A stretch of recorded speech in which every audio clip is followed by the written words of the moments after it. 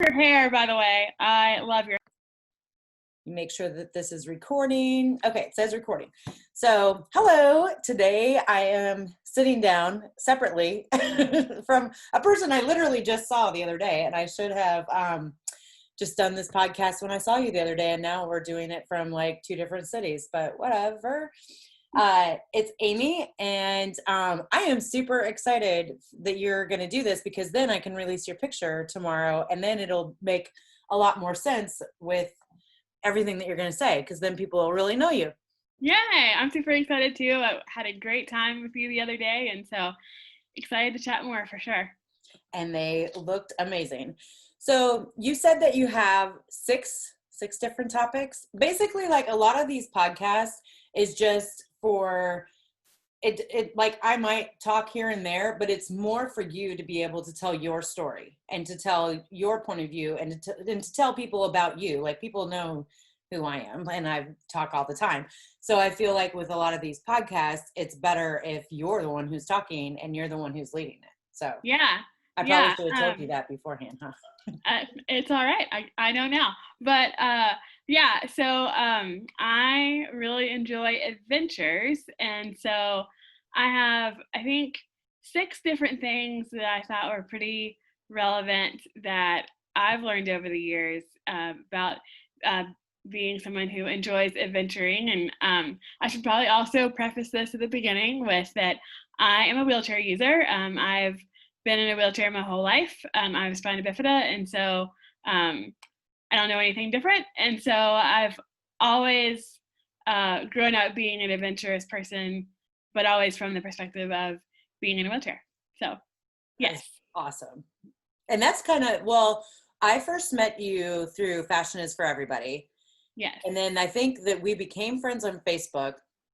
And the next thing I saw, you're like rock climbing. Yeah. Like, yeah. Yeah. So fun story. For Fashion is for Everybody, I had my hair done like, way huge and curly, and, my hair is straight normally and all this.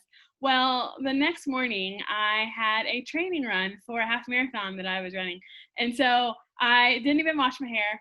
I went to my training run with my hair like still huge and all that, and I look crazy, but so yeah. So I lead a pretty active life to where I can't even sometimes shower in between my adventures. So that is awesome.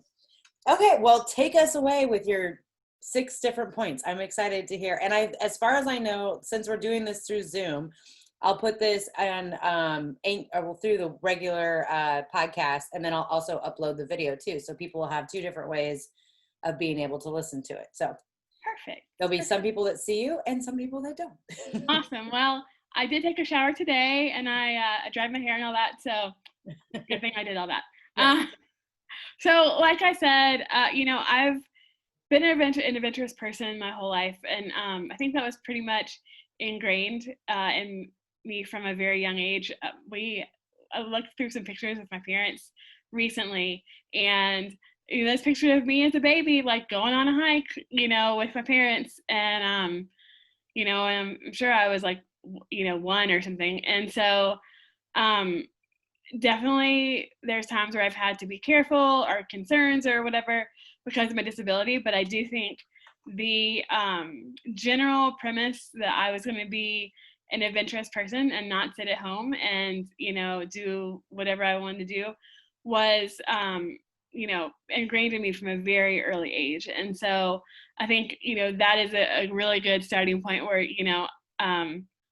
I guess that's partially at least where my adventurous nature came from.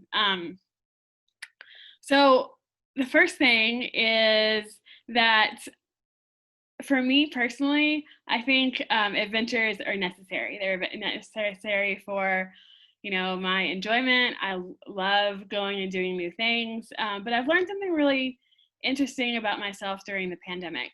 And I took this personality test. And one of the things that showed up was the topic of, or the quality of zest. And what I was reading about that, and that was one of the things they said was that people who have the quality of zest can find adventure really in anything. And so when this whole pandemic started and I realized some of the things that I enjoy doing that, probably couldn't do for a while, which was train for half marathons or go rock climbing or kayaking or whatever, that I was going to have to, first of all, know that I wasn't defined by the things I do and I was defined by something else, but have to find other things to do. And so since then, I've been pretty easy to jump into other things and like find enjoyment out of them. And so then I did this personality test and I'm like, oh, What is that's the why. personality test? I want to take it. What is it? You know what? I should have looked that up, but I can look that up. But We it can was add it to actually, the post. well, it was actually through, I took a not for credit class through Yale, and it was all about the science of well-being. I wanted to take that, and I didn't end up signing Yeah, up for it. it was super fun, and it was the personality test associated with that. So, Oh, cool. yeah, so that was definitely a lot of fun, and really great, I think, to learn about myself, because I really do. I was like, all these things are fun, but so were the things that I was doing before the pandemic. Like, what's going on with me? But then I realized, like, that's just something that I'm able to do, a lot more easy, is to jump in from one thing to another and really enjoy all those experiences. So, Like this that, podcast that I let you know about like an yes, hour ago. yeah, I know. I just jump right into it, and and I don't know. I'm definitely kind of, in some ways, a sink or swim kind of person. And so that brings me to something else I was going to talk about, is that being adventurous, I think, has taught me how to be spontaneous, which I think that goes exactly along with what you were saying. And I think having a disability and things, I do like to plan, and I like to be prepared for, things that might come up relating to my disability that I could prepare for or whatever.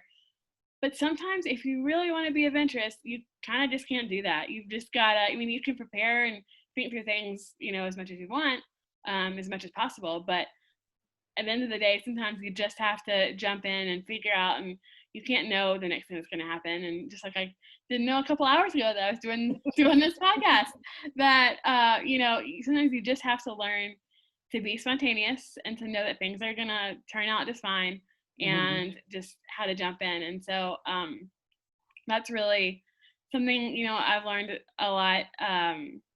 Just that is really part of every adventure that I've taken. But yeah, just made me a lot more ready when you said 2 hours ago that, hey, we're doing this podcast this afternoon. And so I could have waited till tomorrow, I guess. But you had something to do because you're busy.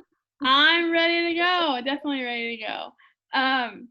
So then another thing that I was going to talk about is that being adventurous from a young age taught me how to be independent. And that was something that I really had ingrained into my life early on too, is that I was going to be independent. I was going to be able to move away from home. I grew up in Atlanta, and I was going to be able to move away from home and go to college, which I did. Went to school in South Carolina at Furman, and then I moved here after that. And my parents lived here now, but they didn't before. And so I was, all by myself, and having a job, making friends and things. And you were all by yourself. It wasn't like you had a brother, sister, best friend, or anything. Like you literally just moved by yourself. Yeah, literally. I had. I kind of knew some people, but I really had like no friends, no permanent place to live. I lived in an extended stay hotel when I first got here, and I had no job. I had lived here between my junior and senior year of college, so I knew enough about the city to know that I was going to like it and things, and I wanted to give it a shot. I majored in communications and wanted to come back here to work in the music industry. I had interned at a music publishing company between junior and senior year, and loved it. But it's really hard to find a job when you don't live in the same city that you're trying to get a job in. Right. And so I had to take the plunge, because I knew that I probably wasn't going to get a job if I didn't live in the same city, at least not very easily. So I, just took the plunge, and didn't have much, but I had a lot of ambition, and I was like, I'm just, gonna make this work. But even just like the physical side of things, in order for me to, learn as a kid, as a wheelchair user, like how to get dressed, how to, cook things, how to clean a house and stuff, that I knew in order to have those adventures later that I was going to have to do the work to learn to be independent. And then, whatever adventures I was going on, then I would pick up more independent skills through there. So when I went to college, I was getting ready for the evening the first night I was there. And I went to go put my clothes in the clothes hamper. And I thought, wait a second, I've never done laundry a day in my life because the laundry machine wasn't accessible in the house I grew up in. So I mean, my mom kind of told me how to do laundry, but I'd never done laundry before. And so but I just figured it out. I did email my mom right away and said, there's one really, important independent skill that we forgot to learn. And so she just wrote me the instructions and, and I was able to follow the instructions and stuff from there. But the preparing for and then the going on the adventures really has afforded me the opportunity to learn so much about being independent, how to get on and off an airplane and dealing with all of those as a wheelchair user.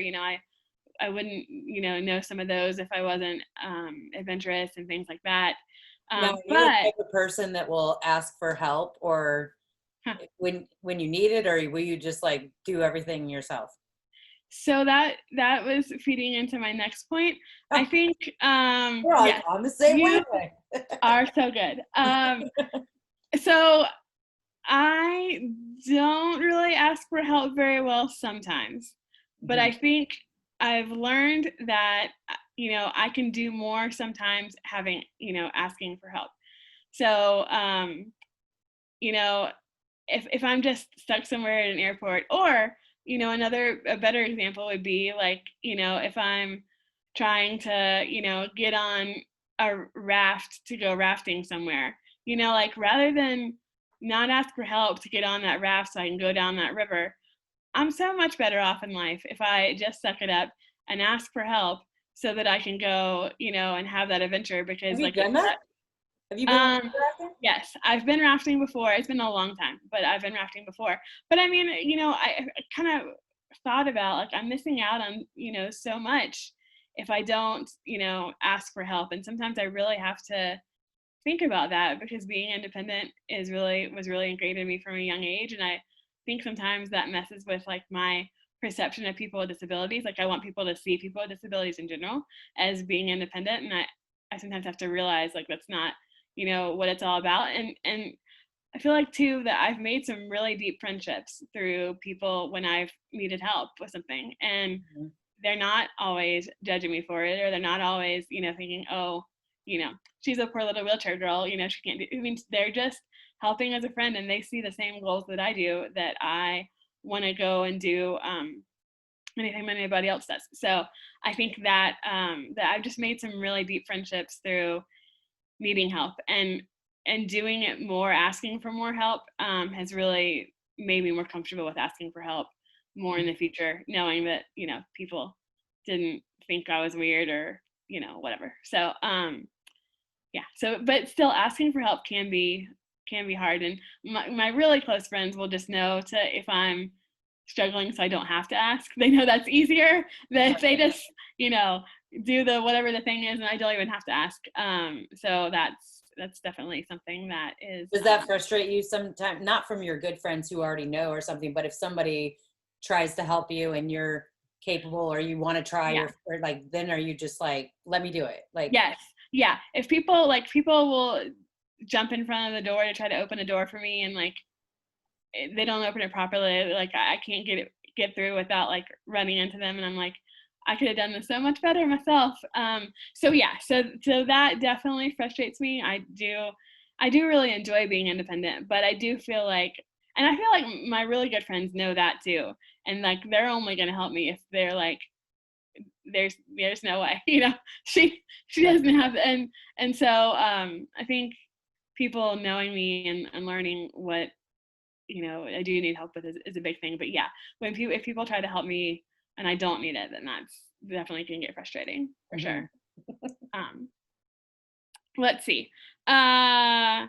So another thing is I think this being adventurous, I've learned how much that I can do in life because as someone with a disability, I think I was fortunate to grow up in Atlanta around a lot of other people with disabilities and things, but I know so many people that grew up not knowing what they can do. Like not even like I can go and get a job or I can go to, higher education or whatever, but much less knowing, hey, I can rock climb or I can kayak or I can, travel wherever in the world I would want to or anything like that. So, and, when I talked about rafting and things, like I did that as a kid. And so I was set up really early, to be someone who knew, what my potentials were. I grew up around people with disabilities and seeing their adventures and seeing that they traveled and that they had a job and went to college and, that they just jumped right in. And so like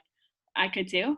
And so, yeah, I've learned so much about, what I can do. And that's something that I learned through being adventurous and through not sitting at home. Cause I think, you learn so much more when you get out in the world than when you sit at home. And so I'm very grateful for, having the opportunity to be able to do that.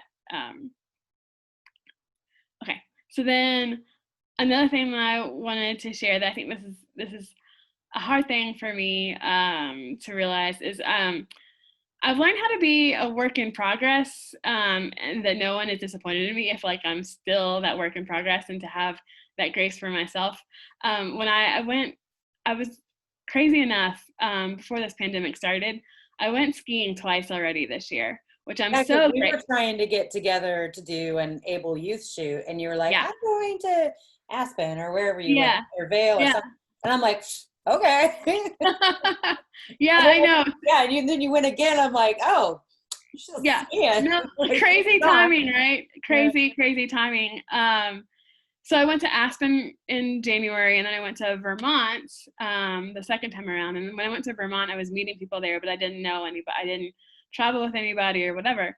Um, and I don't ski like super well, but I'm definitely kind of know what I'm doing by now. I only get to ski once or twice a year, and so Mhm. um, I've learned a lot. But I remember and when I was in Vermont, I on the third day, they had me ski in a type of ski that I had never skied in before. And for people that don't know, I'm sitting when I ski, and there's either, depending on what your needs are or whatever, there's either one or two skis directly below you. And then you have outriggers that you control with your hands, and you can, guys go side to side or however you need to be able to turn. And you're completely by yourself on that rig, right? Yes. Because I'm not great at it yet, I am tethered to somebody. Well, sometimes. Most of the time, I'm still tethered to somebody. I'm Okay. learning to be not as much, but I ride the wave of wanting to learn more, but wanting to come back in one piece. Uh-huh. And so, that's I feel like there's a really fine line between that, especially because the last couple of years when I've come back, I've jumped right into half marathon training, and I'm like, I gotta be in one piece for that. And Right. so, so on the third day I skied, they wanted me to ski, or I had to ski in this type of ski that I'd never skied before. And it had the two skis below me, but they moved, and so I was a lot more unstable than I was before. But that's like that they knew my ability and they knew that I could do it. Well, so I get on the ski, and I didn't have a lot of direction on how to use it at first. And I mean, I, I fell like three times between like me and the end of the room. Like I felt like, I mean, just, not the level of achievement that I was accustomed to having. And Mhm. so I was so frustrated. I was so frustrated. And on the third time, I'm like laying there and I'm like, all right, like you got to put this frustration out. Like like you can get it. And I realized, as I'm laying there, I had my instructor and then I had a couple other people with me. And I realized like no one's disappointed or frustrated except for me. Like no one else thought that I was just gonna jump in this ski and and be a rock star. So like, why am I, doing this right now? And so, so I was like, all right, attitude adjustment, you can do it. And so I got back up there, and he showed me what I was supposed to do, and I was like, oh, that's not at all like I was trying to use that ski before. And so he let me go, and then I skied it, and I didn't fall at all the whole way down to the bottom of the mountain. They were like, so I guess she got it then. And so I just didn't know what to do. I just didn't know how to use it or whatever. And so, learning and continuously being on adventures where I'm putting myself in new positions and just doing totally new things has really helped me realize, that I am a work in progress, and no one expects me to be an expert when I'm not.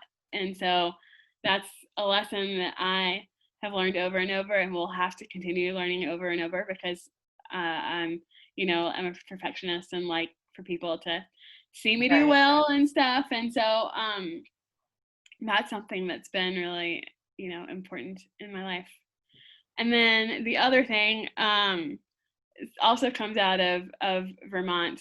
And so one thing that I've always, and I didn't really even know this until my instructor was telling some of the other newer instructors about this, but I got in my ski, and in order for me to be able to ski, my ski has to be padded certain ways, because with any adaptive sport, really any adaptive sport, you want to fit as tightly in either your sports wheelchair, your ski, whatever, because you want your body to be able to control whatever adaptive sport or equipment you're using, whether that's a chair or a ski or whatever. And so they pad my ski so that when I move, that my ski will go with me.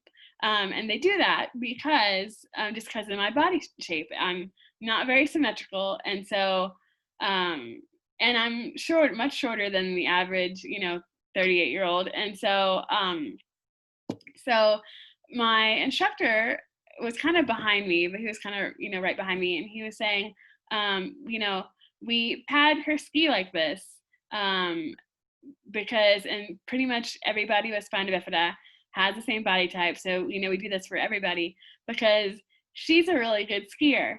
And so when we pad the ski, she's able to do all the things that her body is capable of. And I just remember this light bulb going off that, like, kind of for the first time, really thinking about it, I realized, that my body can do whatever, is capable as anybody else, as long as I put it in the right position and and set myself up for success. Yeah. And one of the reasons that I was, so profound is, I've struggled with, being shorter or being asymmetrical or whatever my whole life. And so, like, if I want to get in a hand cycle or I want a new wheelchair, that takes forever to try to get, it dialed in to where I can fit, properly into whatever. And so I didn't realize, I never really realized consciously that I had thought, like, oh, this is taking forever. That's a reflection of me. Like, like, that's a reflection of my body. Like, this is taking forever. Like, I never wish that I didn't have a disability, but I wish that I could just be like one of those other people that was taller or not asymmetrical and could just jump right into a ski and go. What I didn't realize was that it's not that we were taking the time to do all that because there was something wrong with my body and being asymmetrical. The reason that we were doing it was that my body is absolutely perfectly capable as long as I put it in the right position and in the right atmosphere or whatever. And so that is just completely changed everything. It's like, now I want to spend that time to be able to make sure everything is right because I am capable. And that's really changed the way that I view even like being for fashion is for everybody. First of all, I'm definitely an active person, and so into adaptive sports and things. So when I got asked to be in this inclusive fashion show, that was way out of my comfort zone, like way out. And so, and fashion for me has always been kind of a weird thing, but because something that I buy like doesn't usually just fit me directly, and a lot of the cute fashions and things like just aren't totally made for somebody with a body type like mine. And so the same premise goes into fashion, is that my body is fine just the way it is, and my body can like just as and I can do just as well as anybody else, but I have to be able and willing to take the time to set that up, to make the clothing changes or whatever that I need so that it fits, so that my body can be just as capable and just as fashionable and whatever like anybody else is. And so for me, that was a really profound lesson that I learned in one of my most recent adventures, because I really did.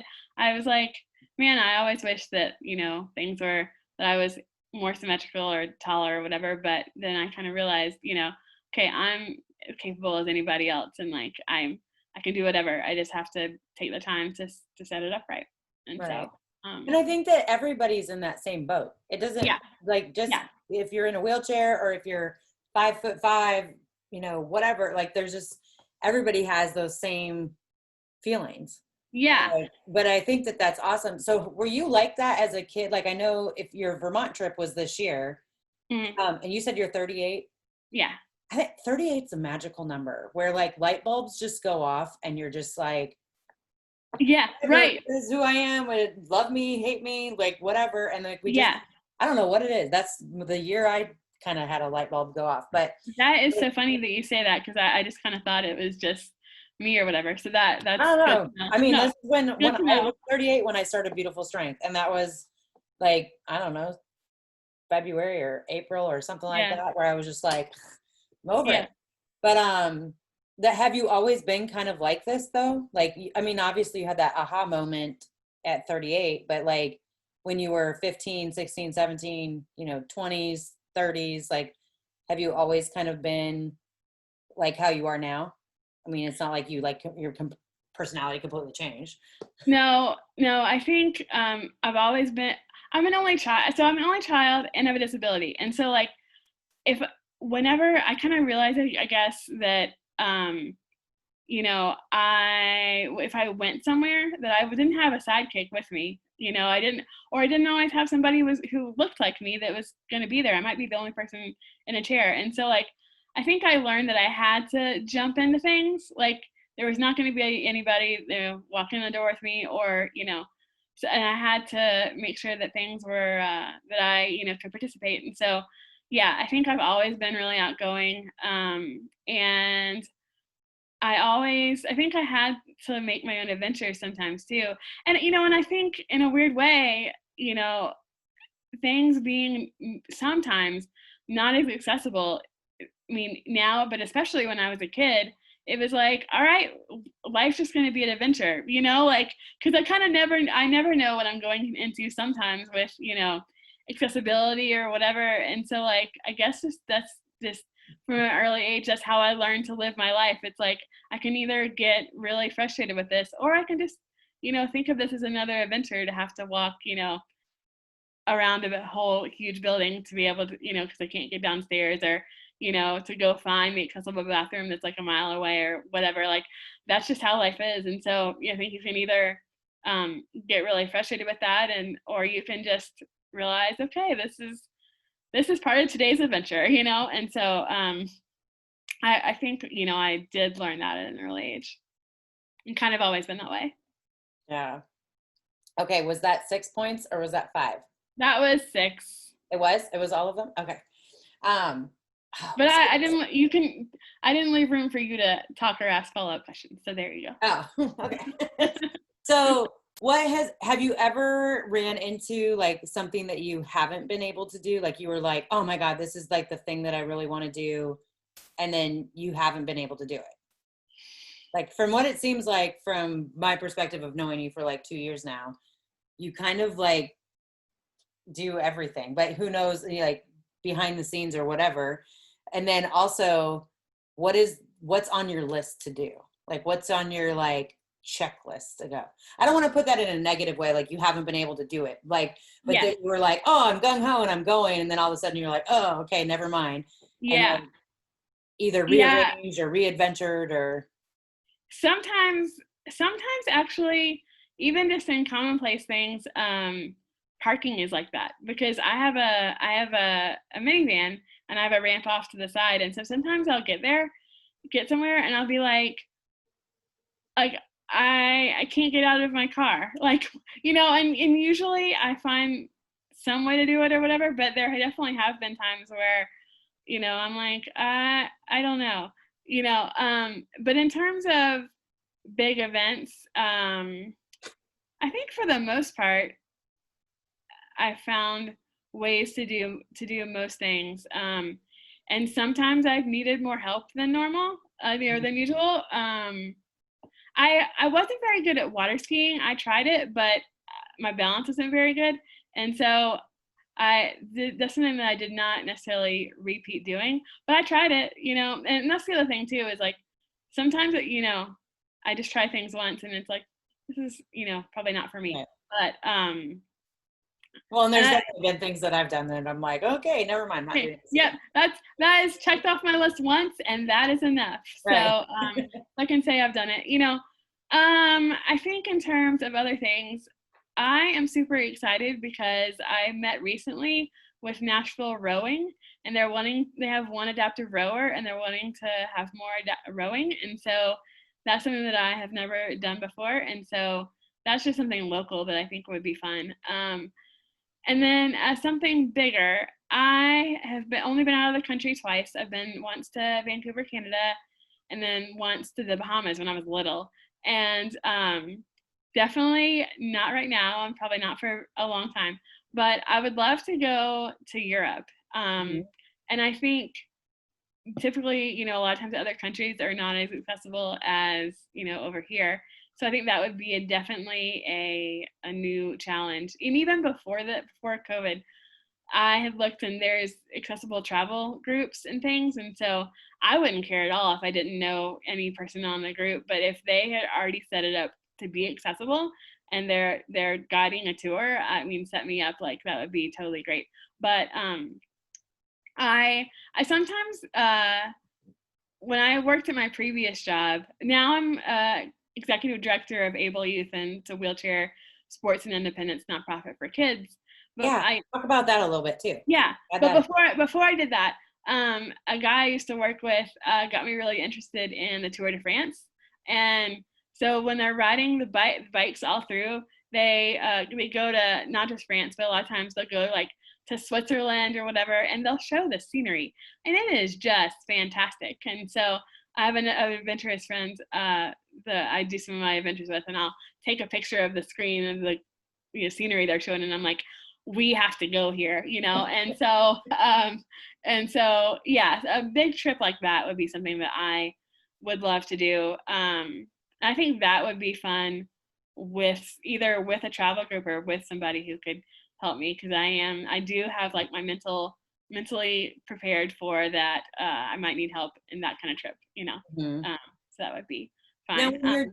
when you're doing your adventures, like your not adventures like all the adventures, but like when you're going skiing and stuff, or like when you did the water skiing, is it like, are you just going to places, or do you research them and say, okay, this is a place that has adaptive skis, this is a place, or like, do most places have that? Like if you went to the Duck River and you just wanted to go kayaking, like, is that That's a someplace where you can just show up by yourself, get in a kayak by yourself and just go? Or is it like, you have to pre-plan that stuff? That's a great question. A lot of it, unfortunately, is pre-planning, and I would love to be able to just hop in wherever to be able to do, to do whatever. But usually that's not the case. In terms of kayaking, I'm not great at it, and so I would want some people who I have a friend who knows quite a bit about adaptive kayaking, and I would want somebody that was knowledgeable around for me to be able to do that. That is one that I could more easily do, just just on my own or whatever. But like the skiing, most places now do have adaptive, some type of adaptive equipment, but that doesn't mean that somebody else, there might only be like one or two skis that you fit in. And so, if somebody else is already signed up for that, you can't just walk in and do that. So yeah, so that does require a lot of pre-planning, and I definitely wish, even for rock climbing, I need people around that kind of know me and know my deal and how I do things and stuff. And Yeah. so that does get a little bit frustrating sometimes. I do wish that I was a little more able to just pick up and do things whenever I want. Obviously, I'm super grateful to do all the things that I can, but yeah, it's not quite as easy. Because you're And just such a spontaneous person too, to yeah, where you'd be like, fine, I'm going kayaking today. right, But then you'd have to be like, I'm looking it up first. But yeah, like once you right, find like your place or something that you know that you can go to, but like I mean it from my mind, like those are things that I don't necessarily think about. And then the more that I'm around like you and my other friend Amy, or just anybody with a disability, that I'm like, oh, that is something I would not have thought about, like parking, for example, yeah, yeah, or calling ahead to where now if I want to go kayaking, I'll be like, Amy, you want to go kayaking? Okay, cool, let's right, go. Like, right, because yeah, I want to go yeah. kayaking. So that requires some pre-planning, but I mean, the kayaking, sometimes it's not that, like, as long as I have the right equipment and and people with me, like, I'm good. But things do take some things more degrees of pre-planning than others, but yeah, there definitely is some level of pre-planning that goes into it. I've been to Hawaii twice, and my dad was we were like looking at the people parasailing. Mhm. They were up there, and my dad was like, Amy, like, we can go do this. We should go do this. And I was like, we don't know if they're accessible. Like, I don't think he even really thought about, like, have they ever seen anybody in a wheelchair before? Like, do they Did you do have? it? No, we didn't do it. Oh, I would have if, but like, that's the thing. Like, if we could have just gone right up and done it, I think we would have done it. But because we realized that it required some pre-planning and to make sure that all that, we didn't do it then. And so, yeah. um, It's very interesting. Like it's so quiet up there. Oh, okay. yeah, Well, we'll put that on the list. yeah. That'd be my next adventure. No, but if I had researched it, then I think I would have been done it, because I know other people in chairs that have done it. I basically know people in chairs that have done pretty much anything. Mhm. So even though it does require pre-planning and stuff, like, typically I'm never like, oh, I can't do that because I'm in a chair. Like, I've either done it or I know somebody else that's done it. And so the believing that it can be done is not usually a thing for Right. me. And I've It's been like, so grateful to have so many friends in chairs that have taught me that kind of throughout my life. yeah. And I love like having you part of this project is like, well, for one, you're a great person and hilarious. And then, but for you to be able to inspire other people who may not think that things are possible, and then they can look at you and be like, heck yeah, they are. Whereas, and then you Yeah. see somebody else who does something that you're like, I didn't know that I was capable of doing that. And then you could do that. I mean, like, it's just like a pay it forward ripple effect. And there are so many different ways to accomplish something if you're willing to let go of what you think things should be, or like Hmm. what the normal way is. I know somebody who took up wheelchair tennis, and he probably didn't think that he had a traditional disability, but he had like major knee problems and was a really good tennis player. And so instead of giving up, he had a friend who was a really good wheelchair tennis player and started playing tennis again. And like, otherwise, he would have totally had to give up his sport that he loved. And so, I think reframing that it's okay to either to do things in a different way or to use equipment you didn't think that you were going to. I think I read recently about somebody that did a marathon, but they did it in like a month or several months or whatever. And they still went, that was their way of saying, like, I'm still going to go the 26.2 miles, but like, I don't have to do it all at once. Like, I can do things kind of my own way. And so I think when you reframe what what you can do, and still realize that that's you getting out there and doing stuff. That I think people have so many more possibilities that way. If I were to say, oh, I'm only gonna ski if I can, mono ski with the one ski and like be without tethers or whatever, then I wouldn't be able to do it. But because I'm like, okay, saying it's okay if I need a little bit of help, or it's okay that I need this different equipment or whatever, then that makes it possible. So I think if you have a goal, then if you really think about, okay, is the goal more important and just me enjoying that goal, or do I have to do it, a certain way? If you're willing to let go of having to do it a certain way, then, life becomes a lot more enjoyable. Right. Yeah. Those are excellent words of wisdom. That's very true. Okay.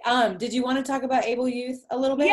Yeah, sure. Able Youth is a Nashville-based wheelchair sports and independence nonprofit for kids with physical disabilities, and we help kids first and foremost learn to be independent, but using adaptive sports as a vehicle for that. And so we have a wheelchair basketball team that travels all around. We have monthly Super Sport Saturdays.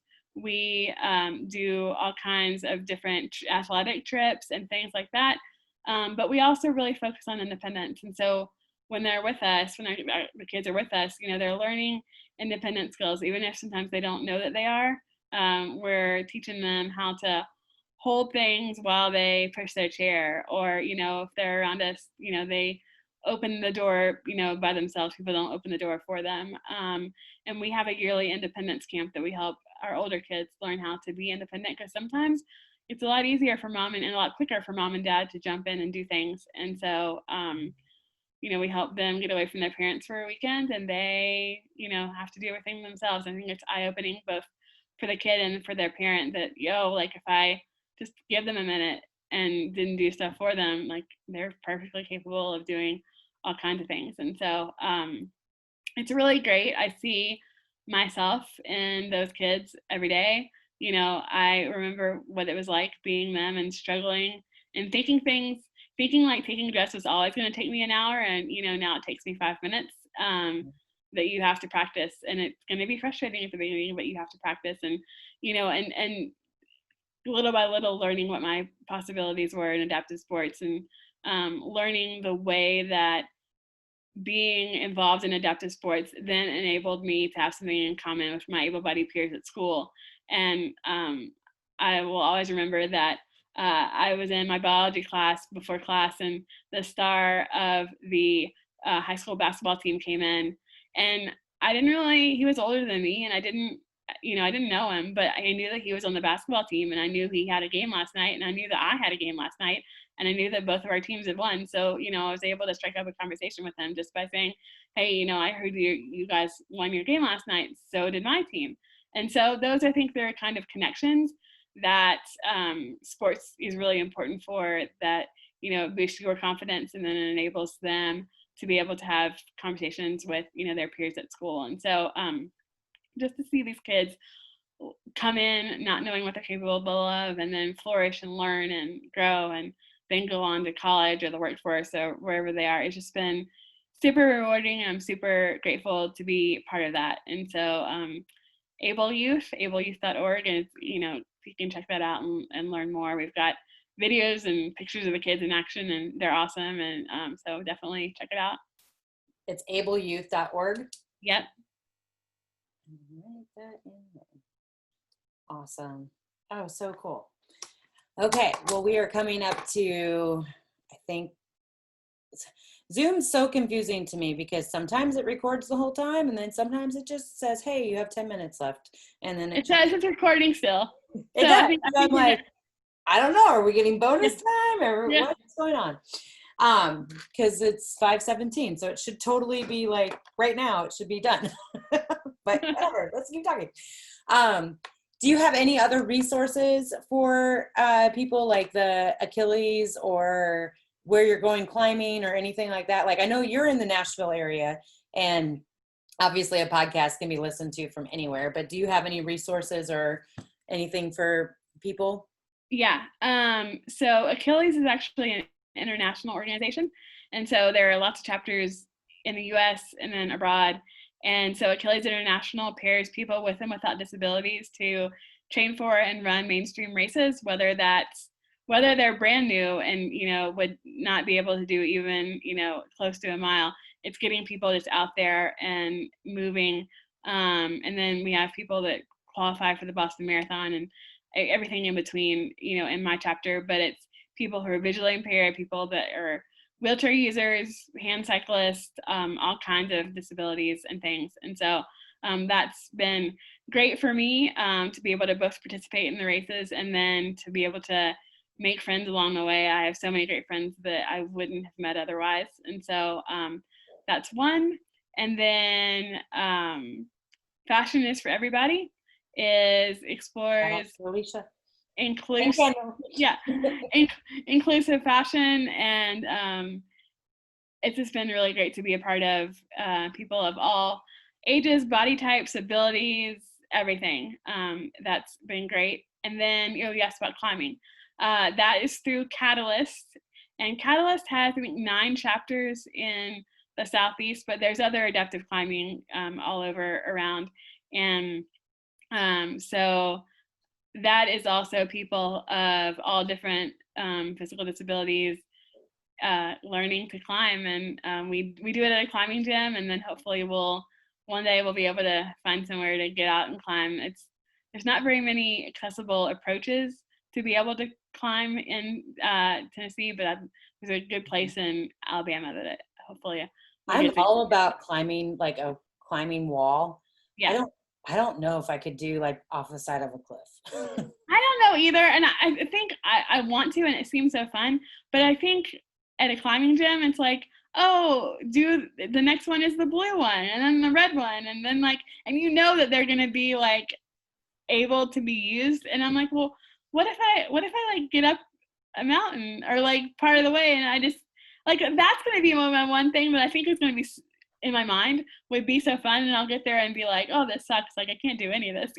That's Right. my one thing that I'm kind of thinking. But like, you at least want the chance. Definitely. I think I'm just definitely try afraid of heights, and so even though I would totally like want to do it just to try it, but if I start getting there and I'm like, okay, all right, yeah, I haven't been climbing in a really long time.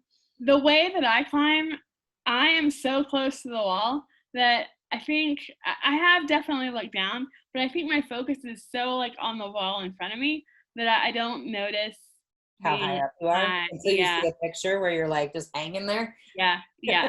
But maybe it would bother me more if I was outside. So we'll see. Where's this place Hopefully, in Alabama?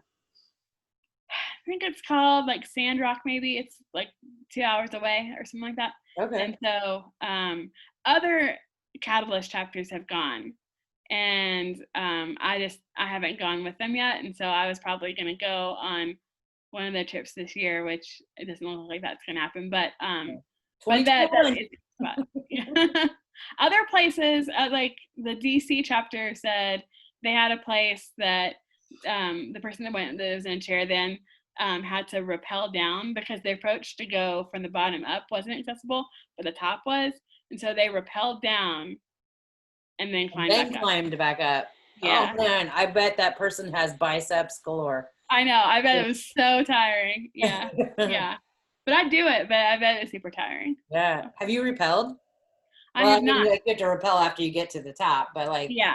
But like the true rappelling and all, I haven't actually done that. No. The military guys used to come in like when we were in high school with the scaffolding stuff, and they would rappel down. I was like, oh my God, that looks so fun, but I've never done it. It does look fun. That was also 25 years ago, like, and that either do it or don't. Like, right. Yeah. Yeah. Well, there's still time. There's time for everybody to do anything. So, live until you die. That's what yes. I'm going to quote that. I'm sure somebody else has already said that. Awesome. Good. Well, anything else you want to end with, or anything that we haven't covered? I might be all out of nuggets of wisdom. I was like, what interesting thing can I say? I might be done. I might be all out. All right. Okay. Said all my inspiring things. You're like, my inspiration is done. I'm complete. Done. Shut Well, down for the day. exactly. No, tomorrow, fresh start. Yeah. Or we'll hang up and it'll be like, oh, I know. dang.